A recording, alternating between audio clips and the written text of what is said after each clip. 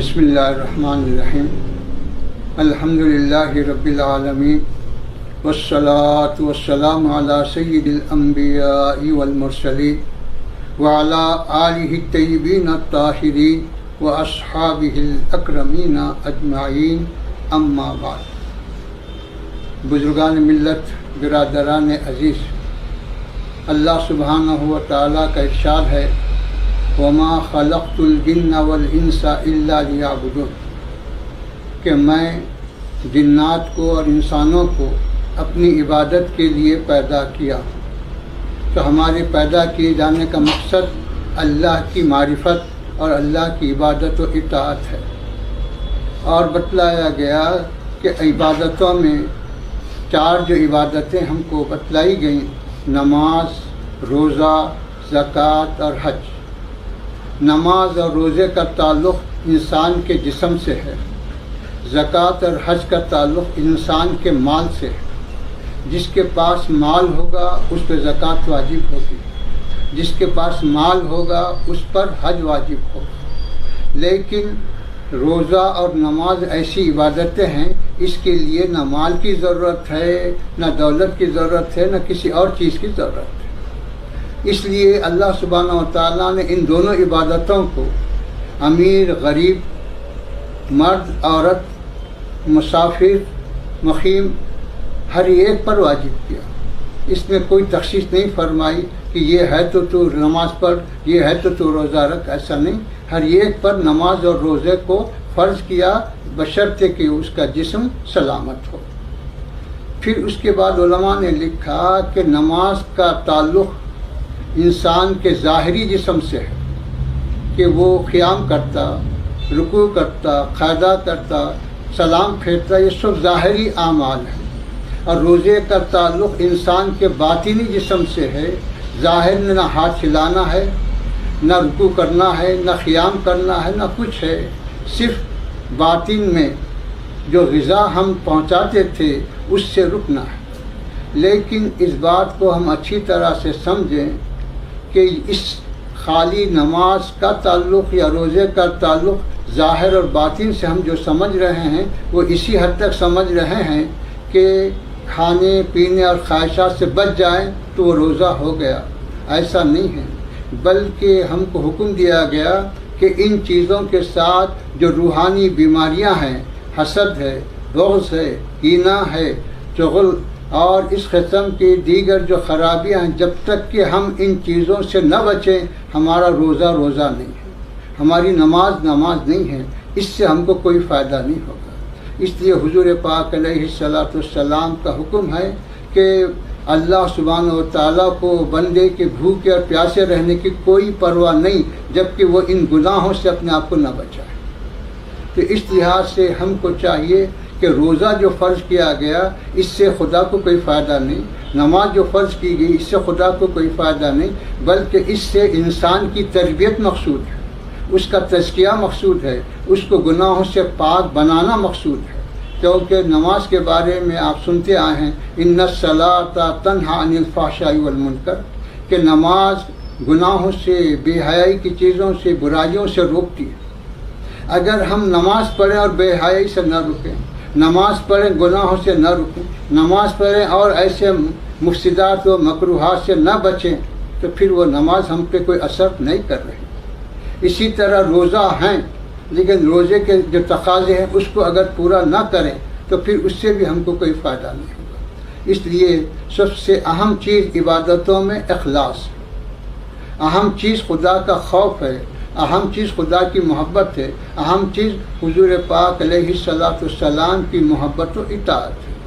اس لیے جو ہے حکم دیا گیا ایمان و احتساب کے ساتھ تم ان عبادتوں کو عمل کرو تو تم کو یہ عبادتیں فائدہ دیں۔ یاد رکھیے کہ نماز ہو کہ روزہ یہ سابقہ امتوں پہ بھی فرض تھی، ہم پہ ہی فرض نہیں ہے، سابقہ امتوں پر بھی فرض ہے۔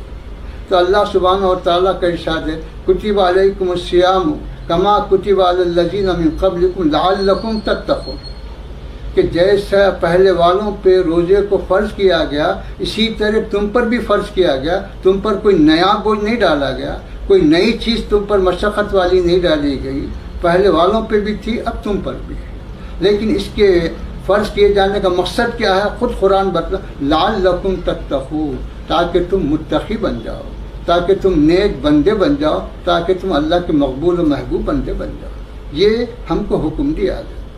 تو اس طرح سے میرے بزرگ اور دوستو، نماز تو برس کے 12 مہینے ہے، کوئی دن اس سے خالی نہیں، لیکن روزہ جو فرض ہے اس کے لیے اللہ سبحانہ و تعالیٰ نے اس ماہ مبارک کو خاص کیا کہ اس ہی میں اگر ہم روزہ رکھیں تو فرض روزہ ادا ہوگا۔ اس کے علاوہ اگر روزے رکھتے ہیں تو نفل روزے ہیں، وہ کوئی واجب ہوں گے، نفل ہوں گے، سنت ہوں گے، لیکن فرض روزے کی ادائی صرف اسی ماہ کے ساتھ خاص ہے۔ اس لیے حدیث پاک میں آتا ہے کہ اگر کوئی شخص بلا عذر رمضان کا ایک روزہ بھی چھوڑا اور اس کی قضا ساری عمر کرتا رہا تو ساری عمر کی قضا رمضان کے ادا روزے کی ایک روزے کی برابری نہیں کر سکتی، اس کی تلافی نہیں ہو سکتی۔ اتنی عظمت، اتنی برکت اس کو دی گئی۔ پھر بتلایا گیا کہ حضور پاک علیہ الصلوۃ والسلام نے ان فرض روزوں کے ساتھ ساتھ ہر ماہ 3 روزے، پیر کا روزہ، جمعرات کا روزہ، یہ بھی آپ کی سنت مبارکہ تھی، ہر ہفتہ رکھتے تھے پیر اور جمعرات، اور اسی طرح 13، 14، 15 تاریخ یہ بھی روزے آپ رکھتے تھے، یہ آپ کی سنت تھی۔ تو یہ سب 9 اور شوال کے 6 روزے آپ رکھتے تھے، یہ بھی آپ کی سنت تھی۔ تو یہ فرض روزے اپنی جگہ فرض ہیں، اس کے علاوہ بھی آپ ان روزوں کا اہتمام فرمایا کرتے تھے۔ تو اس طرح سے بتلایا گیا کہ اس کی جزا، جیسا کہ آپ نے ابھی محترم سے سماعت فرمایا کہ اللہ کا جو حدیث شریف میں ارشاد بتلایا گیا کہ روزہ میرے لیے ہے، میں ہی اس کی جزا بنتا ہوں۔ تو جزا دینے والا بھی وہی ہے، لیکن جزا میں خود اللہ مل جاتا ہے۔ اور بتلایا گیا کہ جنت کے جو 8 دروازے ہیں، 8 دروازوں میں سے ایک دروازہ جس کا نام ریان ہے، وہ خاص کیا گیا روزے داروں کے لیے، کہ صرف اس دروازے سے جنت میں روزے کی وجہ سے جن کی مغفرت ہوئی، روزے کی وجہ سے جن کو جنت کا مستحق قرار دیا گیا، وہی لوگ جنت میں جائیں گے ریان سے۔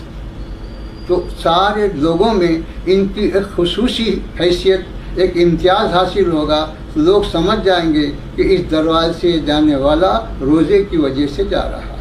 ماں باقی 7 دروازے ایسے ہیں کہ نماز کی وجہ سے جا رہا ہے، بخشش کی وجہ سے جا رہا ہے، اور نیکیوں کی وجہ سے جا رہا ہے، پتہ نہیں چلتا، لیکن روزے داروں کا پتہ چلتا ہے۔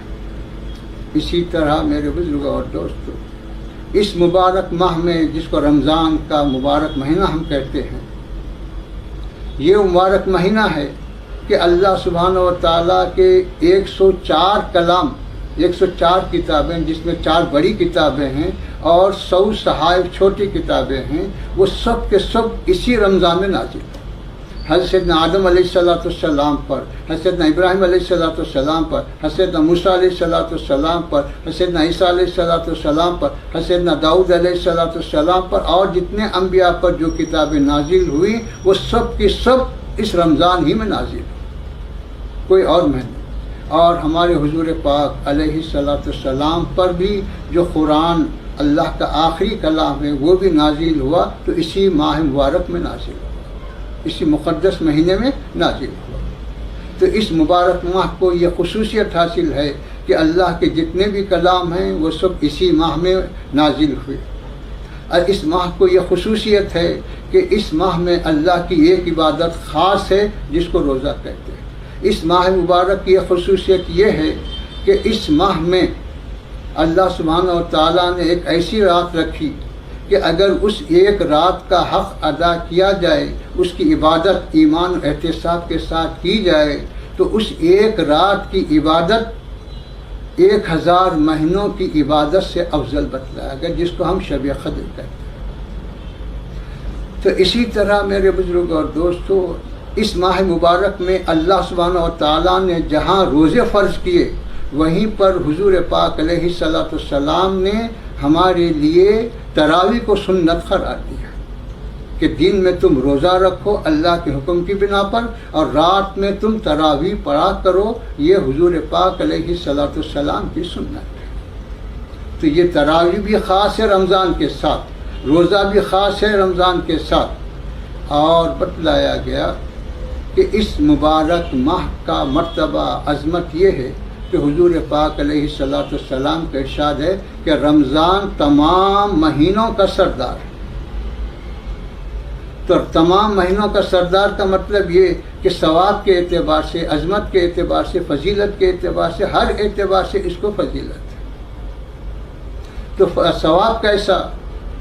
تو آپ جانتے ہیں کہ شریعت میں اللہ سبحانہ و تعالیٰ نے اس امت کو اپنی ایسی رحمتوں سے، فضیلتوں سے نوازا کہ بعض وقت جگہ کی وجہ سے، مکان کی وجہ سے اس کو ثواب اضافہ فرما۔ جیسے مسجد میں نماز پڑھ رہا ہے تو گھر میں نماز پڑھنے کے مقابلے وہاں کی نماز کا ثواب زیادہ ہے۔ حرم شریف میں پڑھ رہا ہے تو ایک نماز کا ثواب 1,00,000 کا ہے۔ حرم مدینہ میں پڑھ رہا ہے تو ایک نماز کا ثواب جو ہے 1,000 کا ہے۔ مسجد اقصیٰ میں پڑھ رہا تو ایک نماز کا ثواب 500 نمازوں کا۔ یہ جگہ کی وجہ سے فضیلت دیا اور ثواب کا اضافہ کیا۔ اور اسی طرح اللہ سبحانہ و تعالیٰ کا یہ فضل ہے کہ جس طرح مکان کی وجہ سے فضیلت دیتا ہے، ثواب زیادہ دیتا ہے، زمان کی وجہ سے بھی فضیلت دیتا ہے اور ثواب دیتا ہے۔ تو وہ زمان کیا ہے؟ رمضان۔ اگر کوئی شخص اس ماہ مبارک میں ایک فرض نماز پڑھ رہا ہے جو غیر رمضان میں بھی پڑھتا تھا، لیکن اس میں ایک فرض کی ادائی پر اللہ سبحانہ و تعالیٰ 70 فرض کا ثواب دے رہا ہے۔ اس ماہ مبارک میں اگر کوئی شخص نفل نماز پڑھ رہا ہے یا نفل اور کوئی کام کر رہا، عمرہ کر رہا، تلاوت پڑھ رہا، تو اس کو جو ہے فرض کے برابر ثواب دیا جاتا ہے۔ تو اسی طرح اگر اللہ کی راہ میں کوئی خرچ کر رہا ہے تو اللہ سبحانہ و تعالیٰ اس کو بھی جو ہے عام دنوں کی خیرات کے مقابلے اور زیادہ ثواب عطا فرماتا ہے۔ تو اس مبارک ماہ میں بندوں کے ثواب میں بھی اضافہ کیا جاتا، بندوں کے رزق میں بھی اضافہ کیا جاتا۔ اسی وجہ سے آپ دیکھتے ہیں کہ امیر ہو یا غریب، عام دنوں میں جو غذا استعمال کرتا، جو پھل پھلاری کھاتا یا جو اور چیزیں کھاتا ہے، وہ اچھے سے اچھے کھانے کا اہتمام امیروں کے پاس ہوتا ہے۔ لیکن اس مبارک ماہ میں اللہ سبحانہ و تعالیٰ نے اپنے رزق میں اتنی وسعت دیتا ہے کہ امیر ہو یا غریب یا متوسط ہو، سب کو وہ چیزیں عطا فرماتا ہے، کوئی اس سے محروم نہیں رہتا۔ تو رزق میں بھی کشائش عطا فرماتا، ثواب میں بھی اضافہ فرماتا۔ اور بتلایا گیا کہ یہ مبارک ماہ ایسا مبارک مہینہ ہے کہ اس میں اللہ سبحانہ و تعالیٰ نے اگر شب قدر کی تلاش کا جو حکم دیا گیا اس کی تلاش کرے، عام طور پر ہم 27 کا اہتمام کرتے ہیں، لیکن حکم یہ دیا گیا کہ 5 راتوں کا اہتمام کرے، تلاش کرے، شاید اس میں سے کوئی ایک مل جائے۔ کیوں کہ پہلے تو ہم کو حکم دیا گیا تھا کہ پورا سال تلاش کرو، لیکن امت پہ گراں تھا، آپ نے شفقت فرمائی، پھر فرمایا کہ نہیں، رمضان میں تلاش کرو۔ پھر آپ نے محسوس فرمایا کہ امت ویسا بھی نہیں کر سکے گی، تو ایک روایت میں آتا ہے کہ 15 دن میں تلاش کرو۔ اس کو بھی آپ نے محسوس فرمایا کہ امت اتنا بھی نہیں کر سکے گی، تو آخری دہا فرمایا۔ پھر آپ نے محسوس فرمایا کہ شاید میری امت پورے 10 دن بھی تلاش نہیں کر سکے گی، اس لیے آپ نے فرمایا کہ آخری دہے کی 5 راتوں میں تلاش کرو۔ یہ کتنی بڑی رحمت ہے اس امت کے لیے کہ سال سے مہینے سے آدھا مہینہ، پھر اس سے جو ہے ایک دہا، پھر اس کے بعد وہ بھی نہیں، صرف 5 دن۔ چاند کے لحاظ سے سال کے 355 دن ہوتے ہیں، 350 دن کو معاف کر دیا گیا، صرف 5 دن تلاش کا حکم دیا۔ یہ اللہ کے حبیب پاک علیہ الصلوۃ والسلام کی شفقت ہے اپنی امت پر۔ تو میرے بزرگوں اور دوستوں، اس مبارک ماہ کی قدر کیا کرنی چاہیے، کیسی کرنی چاہیے؟ تو بتلایا گیا اس ماہ کی قدر یہی ہے کہ ہم اپنے آپ کو جو ہے سنت نبوی کا پابند بنائیں۔ اس ماہ مبارک کی قدر و تعظیم کا یہی طریقہ ہے کہ ہم اللہ سبحانہ و تعالیٰ کے احکام کی پابندی کریں۔ اس ماہ مبارک میں اگر ہم جیسا کہ ہم کو حکم دیا گیا تقوی اور طہارت اختیار کرنے کا، اگر اس کی پابندی کریں تو پھر یہ ہم سمجھ سکتے ہیں، یہ کہا جا سکتا ہے کہ اس بندے نے رمضان کی قدر کی۔ اگر یہ نہ ہو، اگر ہم سے چوری نہ چھوٹے، چغلی نہ چھوٹے، دھوکہ نہ چھوٹے، رشوت نہ چھوٹے، ظلم نہ چھوٹے، غریبوں کے حق تلفی نہ چھوٹے، لوگوں کے زمینات پہ قبضہ نہ چھوٹے، حرام مال لینا نہ چھوٹے، اور اس طرح کی برائیاں نہ چھوٹیں، اور ہم یہ سمجھیں کہ ہم روزہ رکھے، ہم نماز پڑھے، ہم قرآن پڑھ رہے ہیں، تو یہ ہم اپنے آپ کو دھوکہ دے رہے ہیں۔ یہ نماز ہماری نماز نہیں ہے، یہ روزہ ہمارا روزہ نہیں ہے، یہ ہماری تلاوت نہیں۔ کل قیامت کے دن حقوق اللہ کے مقابلے میں سب سے زیادہ، سب سے اہم سوال ہم سے حقوق العباد کے بارے میں۔ پہلے ہم حقوق العباد کی طرف توجہ دیں، اس کی تکمیل کی طرف توجہ دیں، اور اس کو ادا کرنے کی پوری کوشش کریں، پھر اس کے بعد حقوق اللہ کے بارے میں سوال کریں۔ تو میرے بزرگوں اور دوستوں، حضور پاک علیہ الصلوۃ والسلام کے پاس جب اطلاع آتی کہ فلاں شخص کا انتقال ہوا، تو آپ پوچھتے کیا اس پر قرض تھا؟ قرض ہوتا تو آپ صحابہ کو حکم فرماتے کہ تم لوگ نماز پڑھو۔ اگر عرض کیا جاتا ہے کہ وہ پاک تھا قرض سے، تو آپ خود نماز پڑھاتے، کیونکہ حقوق العباد سے تعلق۔ پھر آپ فرماتے ہیں اگر اس کا قرض ہے، اس کے پاس اسباب نہیں ہیں، تو میں اس کے قرض کا کفیل بن جاتا، میں اس کو ادا کرتا۔ یہ آپ کا اپنی امت پر کرم اور فضل تھا۔ تو میرے بزرگ اور دوستوں، جب تک کہ حضور پاک علیہ الصلوۃ والسلام کی اتباع اور آپ کی محبت و اطاعت میں ہم اپنے آپ کو نہ لگائیں، ہمارے سارے دعوے، ہماری ساری محنت بیکار ہے اور کوششیں رائے گاہ ہیں۔ حضور پاک علیہ الصلوۃ والسلام کا پیغام وہ ابدی پیغام ہے، آپ کی لائی ہوئی کتاب وہ ابدی کتاب ہے، اس میں کوئی شک نہیں ہے، اس میں کوئی تغیر و تبدل آنے والا نہیں۔ موجودہ زمانے میں جو وائرس چل رہا ہے، اللہ سبحانہ و تعالیٰ کی آزمائش سے اللہ اپنی قدرت کو ظاہر کرنا چاہتا ہے کہ دیکھو، صرف ایک معمولی سی چیز جس کو تم نہ دیکھ پا رہے ہیں، نہ سمجھ پا رہے ہیں، نہ کوئی ہتھیار ہے، نہ کوئی اور چیز ہے، لیکن ساری دنیا کی بڑی بڑی طاقتیں سب نگو ہیں اور یہ کہہ رہی ہیں کہ اس کا مقابلہ ہم نہیں کر سکتے۔ بڑے بڑے ایٹم بنا لیے، بڑے بڑے اور ہتھیار بنا لیے، سب کچھ بنائے، لیکن قدرت کی ایک چھوڑی ہوئی وائرس کو وہ کچھ نہیں کر سک رہے، نہ اپنی حفاظت کر سک رہے، نہ دوسروں کی کوئی مدد کر سک رہے۔ قرآن جیسا بتلایا گیا کہ قیامت کا منظر وہ ہوگا کہ بیوی شوہر سے بھاگے گی، شوہر بیوی سے جدا، باپ بیٹے سے جدا ہوگا، بیٹا باپ سے جدا ہوگا، اس کے نقشے، اس کے منظر آج دیکھنے میں آ رہے ہیں۔ تو میرے بزرگوں اور دوستوں، یہ سارے واقعات ہم کو اس لیے بتلائے جا رہے ہیں تاکہ ہم اس سے عبرت حاصل کریں، ہم اس سے سبق سیکھیں کہ کل قیامت میں کیا حشر ہوگا۔ جب ایک معمولی چیز کا یہ عالم ہے، یہ اثر ہے، تو قیامت کا ہولناک منظر کیسا ہوگا، اس کی کیفیت کیسے ہوگی، اور اس سے ہم کیسے نجات پائیں۔ تو اس لیے بتلایا گیا کہ یہ وائرس کا ہو یا کوئی اور چیز ہو، یہ قدرت ایک نشانی ہے۔ اللہ تعالیٰ بتلانا چاہتا ہے کہ سارے کے سارے انسان مل کر، ساری کی ساری قوتیں، طاقتیں مل کر بھی اس ایک چیز کا مقابلہ نہیں کر سک رہی ہیں اور نہیں کر سکتی جب تک کہ اللہ کا فضل شامل حال نہ ہو۔ تو میرے بزرگوں اور دوستوں، حضور پاک علیہ الصلوۃ والسلام نے آج سے 1400 سال پہلے ملک شام میں جو وبا آئی تھی، تو اس وبا والے مقام کے بارے میں حضور پاک علیہ الصلوۃ والسلام کا ارشاد ہے کہ جہاں وبا ہے وہاں مت جاؤ، اور جہاں وبا ہے وہاں سے باہر نکلو بھی مت، اور اس مقام پہ جاؤ بھی۔ آج ساری دنیا جب لاک ڈاؤن میں جو ہے مبتلا ہے، یہ حضور پاک علیہ الصلوۃ والسلام کے اس ارشاد ہی کی تعمیل ہے کہ ساری دنیا یہ بول رہی ہے کہ کہیں جاؤ بھی مت اور اپنے مقام سے نکلو بھی مت، اور یہ چیز حضور نے ساری دنیا کو دیکھ کر نہیں فرمایا، حضور پاک علیہ الصلوۃ والسلام نے کوئی اور چیز کو دیکھ کر نہیں فرمایا، صرف ایک جگہ ہوا اور ہمیشہ ہوتا تھا، تو آپ نے فرمایا کہ اس مقام پہ جاؤ بھی مت، وہاں سے نکلو بھی مت۔